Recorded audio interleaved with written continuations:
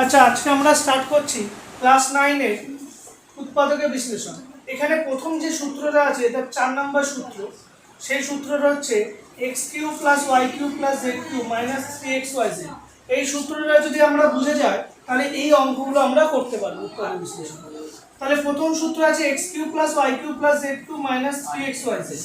এটা কিসের সূত্র? এই সূত্রকে বলছে, এটাকে এরকম ভাবে লেখা যায় x + y + z গুণ x² + y² + z² - xy - yz - zx। ঠিক আছে, এবার দেখো এটাকে এই সূত্রের সাথে আমি তুলনা করে দেখি কিভাবে পাওয়া যায়। 8a³ এটাকে লিখতে পারি আমি 2a তার হোল কিউব, লেখা যায় নিশ্চয়ই। 8 তো 8 কে লেখা যায় না, 2a তার হোল কিউব। এবার দেখো এখানে মাইনাস আছে কিন্তু এখানে কি ছিল সূত্রে প্লাস, তাহলে একেও প্লাস লিখি কিন্তু এই মাইনাসটা আমি ব্র্যাকেটের ভেতরে দিয়ে দিই, তাহলে প্লাসে মাইনাসে কি হবে, মাইনাসই হবে। এবার মাইনাস যদি হয়ে যায় পড়ে থাকলো কি 27b³। 27কে আমি লিখতে পারি 3b তার হোল কিউব।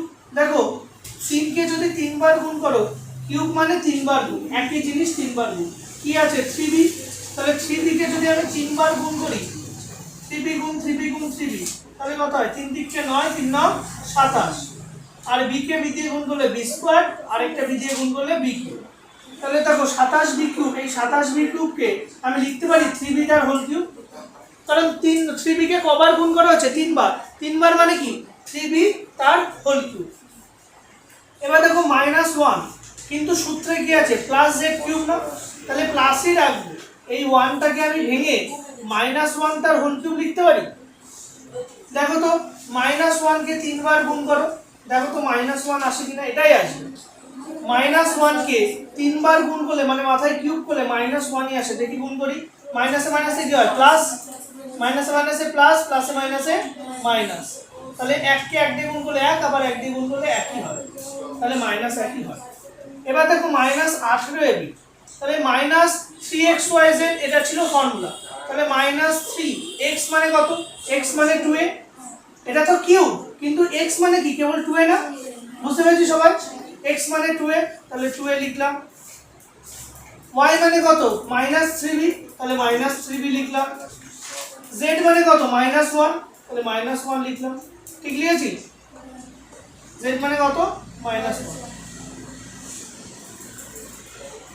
z মানে -1, ওকে।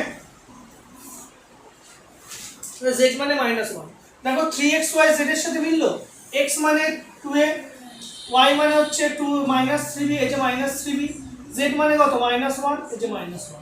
তাহলে এটা কিসের ফর্মুলা হলো, এই ফর্মুলায় চলে এলো না, ঠিক আছে।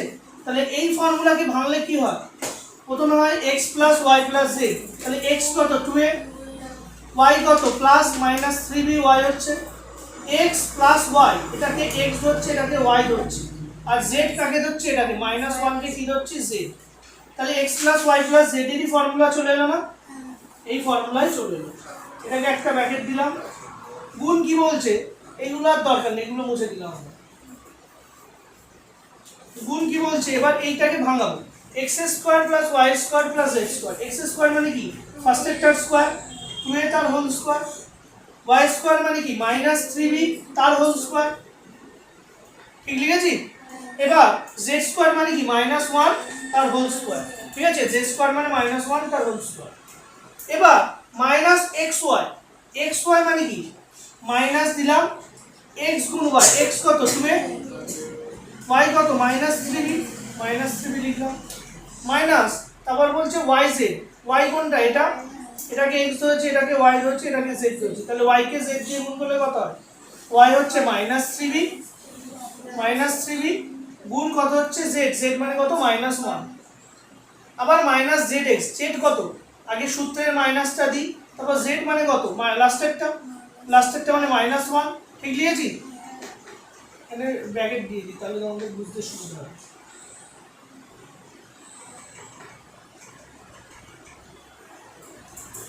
-z গুণ x, x মানে কত 2a, ঠিক আছে দিলাম। এবার দেখো 2a প্লাসে মাইনাসে কি হয় মাইনাস, প্লাসে মাইনাসে কি হয় মাইনাস। এবার 2a তার হোল স্কয়ার, 2a তার হোল স্কয়ার মানে 2 এরও স্কয়ার হবে, a এরও স্কয়ার হবে। এর স্কয়ার করলে কি হয় a², 2 এর স্কয়ার করলে কত হয় 4, ঠিক আছে, মাইনাসের স্কোয়ার করলে কি হয় প্লাস, আর আগে তো প্লাস আছে। 3 স্কোয়ার করলে কত 9, বি স্কোয়ার করলে কত বি স্কোয়ার, মাইনাসের স্কোয়ার করলে কত প্লাস।